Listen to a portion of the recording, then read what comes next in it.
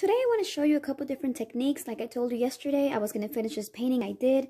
I added this cardboard at the bottom and I added it here at the top. So now I have a finished kind of composition. Now you can't see it on the camera, but I really wanted to zoom in for today. So that's what I did. I also created this bubble type effect that I'm going to add here, and later on I'm going to fade it out with some paint here.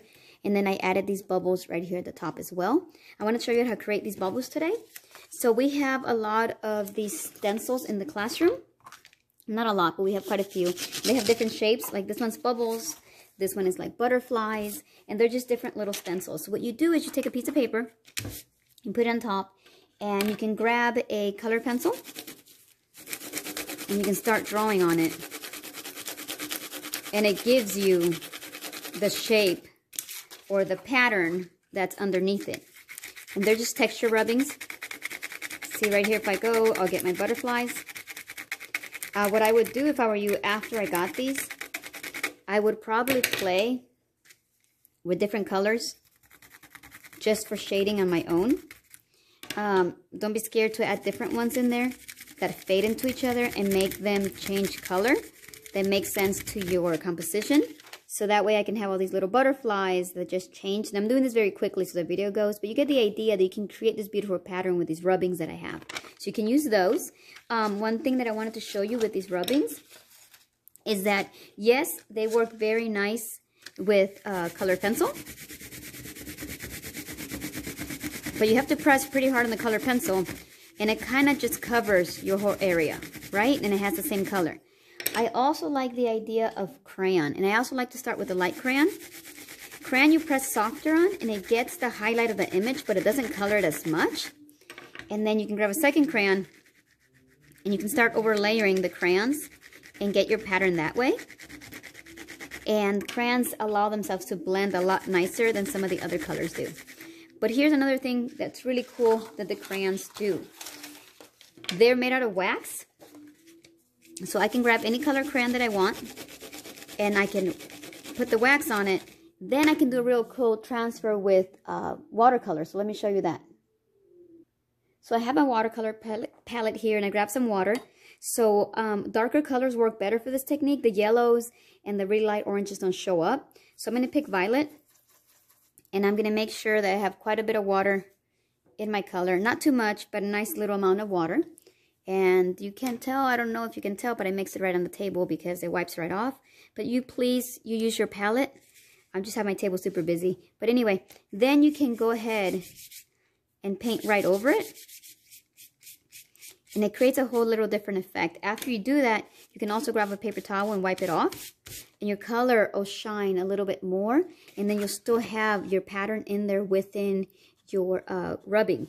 So I did this one that I did with flowers, and I did it with the crayon yellow and blue, green, and then I put the purple, and then I went ahead and cut my edges so it can look real nice instead of just a strip, so it can fit in my work. So the next thing I want to do is I showed you these, I showed you the color pencils, I showed you the crayon, I showed you the watercolor, and I want to show you how to transfer today.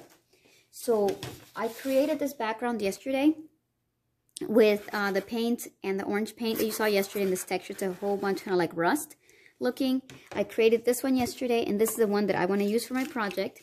So today I'm going to take the picture of myself, and I put pencil all over the back, and I'm going to decide I'm going to be right here towards the bottom. So now I have my background. I have decorating elements in my background.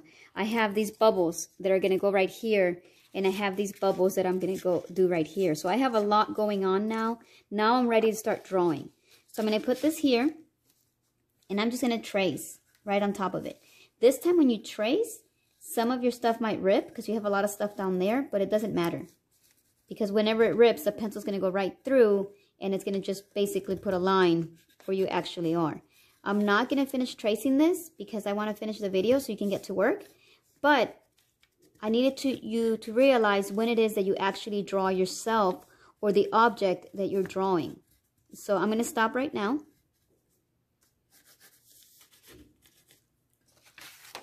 So there it is. The picture of myself is coming right on here, but now I can start painting myself and painting all the other extra stuff I want. The line will be there for me. Do you see how clearly it shows up? Okay, and see, it showed up right on top of my bubbles too, so I can just keep on painting and overlaying. Another thing that I want to show you is cardboard. Looks really good if you color with color pencil, not just paint. It works very nicely with crayon to get a layer of color on there, just because it's so risen up that it takes the color very nicely in these sections. I love overlaying different colors, so I probably would grab a black and go on top of this green, but not all of it, and then give me some more texture. Color pencils and even pencil on top of the tissue paper also gives you a very nice effect, especially if you grab colors that blend nicely into each other. So it gives a whole different effect and it overlays with your painting. So that's another possibility. All right, I'll just keep working on it and then I'll make another video for tomorrow. Thank you.